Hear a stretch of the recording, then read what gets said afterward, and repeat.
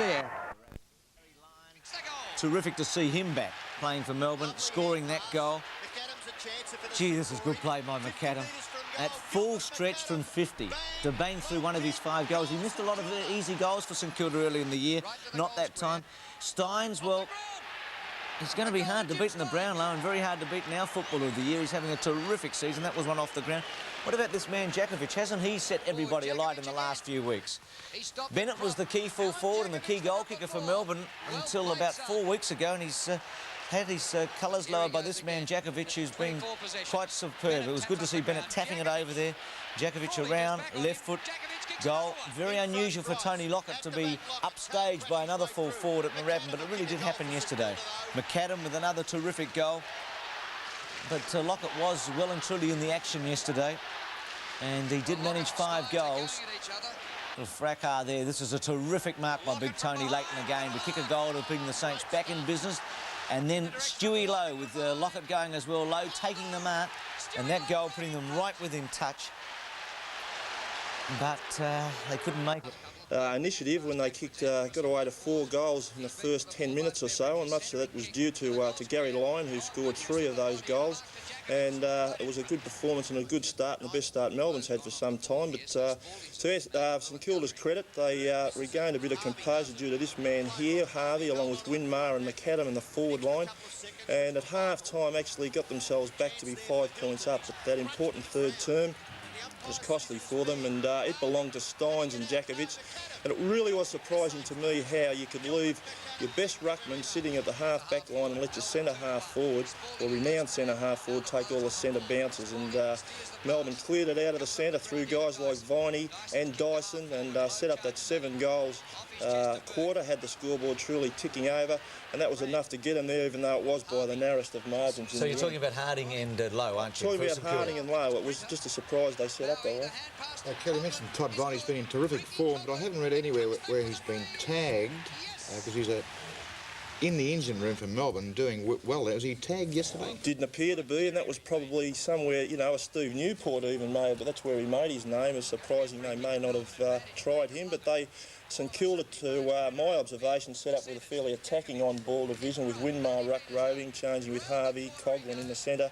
So he was left to run and do his bit as he's been doing for most of the year, and in fine fashion. Gary, it's been noticed that St Kilda in the big games either have got nerves or they don't start well. Did you really get onto that and attempt to fire up as quickly as you could?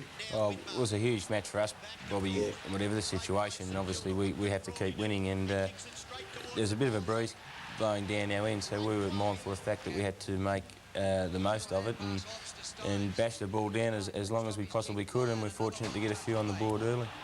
Now, Gary, this is not inside information, because the information I'm using is freely available in the press, but in the press during the week, O'Dwyer... Game.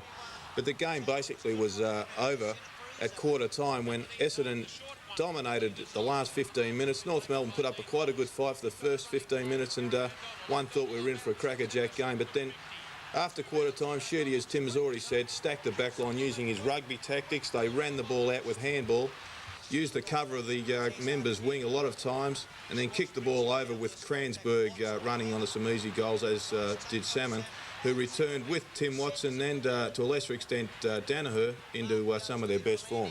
Now, Timmy, this tactic of double teaming down on the forward line when you're against the wind, or putting 2 men down on in your defence like it did against Lockett, it's been used quite a lot now. If you were an opposition coach, what would you do if that was done to you? I would probably send guys down to play in a position where they were going to be dangerous when the ball came into that area. And have your team kick to them? Probably, yes. Yeah. I think it's very difficult though. You don't want to crowd your forward line, and I guess that's what Wayne Schimmelbusch didn't want to do yesterday, because of the fact that Johnny Longmire is such a focal point there, and so they opted to leave it as it was and try and bring the ball in and so pinpoint is it the passes. An unbeatable tactic then? Well, it's not unbeatable. The thing is that if the guys who aren't playing midfield and the guys left on the forward line don't work very hard, then you're not going to score either. So. and because he was really quite injured and went on, and the other one I gave to Monkhurst. But I just feel that Collingwood, they're still sitting back a little bit.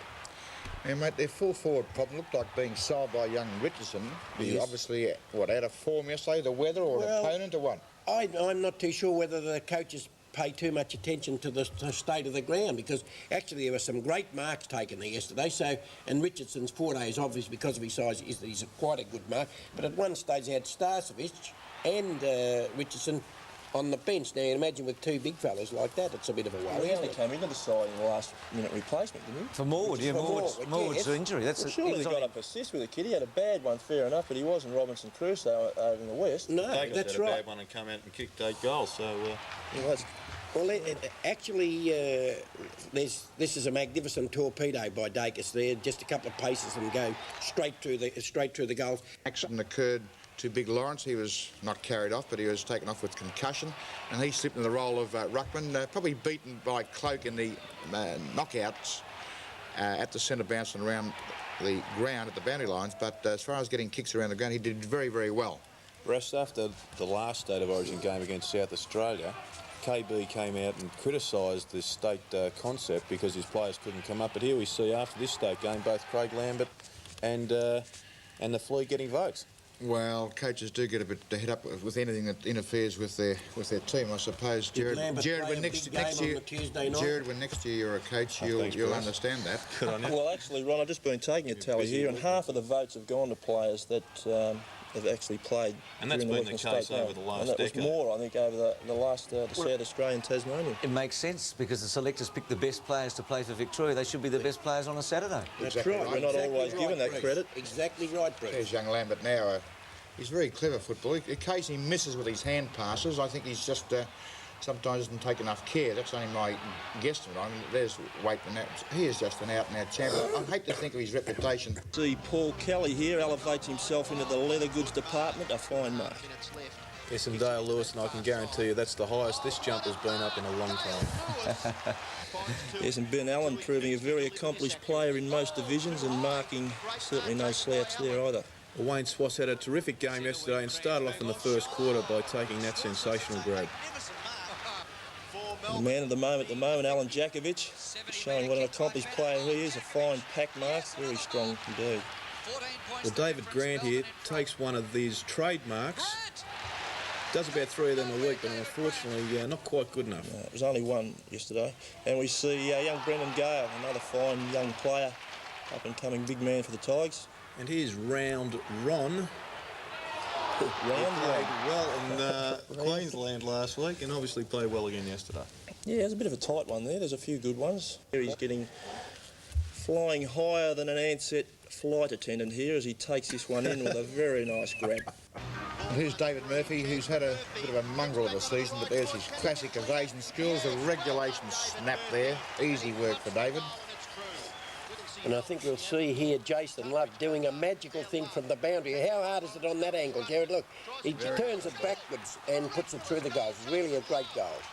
Listen, this isn't the Jason Love show. Here he is again, snap over his head. The way the players can use the ball with their feet these days, it's a fairly simple one for a player of his skills. And this just shows how small the toy oval is. There he is well in the square. And just straight over the top, Hudson, and bounces through for a goal. Toy oval, huh? Well, here's a toy boy Jeff Hilton operation. Again, a regulation snap. Using that word too much, I guess, but a fairly simple snap when you think. Yeah, which word, Ron? Snap or toy? Now, here's Lambert. Lambert has great skills. There's no two ways about it. And he puts the ball on his foot. It's a very nice kick and puts it straight through. Well, here's one of the players I was mentioning before. He is absolutely brilliant. Tremendous concentration there under absolutely extreme pressure. Players coming in from all angles. If you look closely, you'll see his left shoelace is undone, so that even adds to the difficulty. No, it's a classic goal. Maybe an element of luck, but he was aiming for it, so you can't really say that. Good on you, Jason. He tried the banana bend.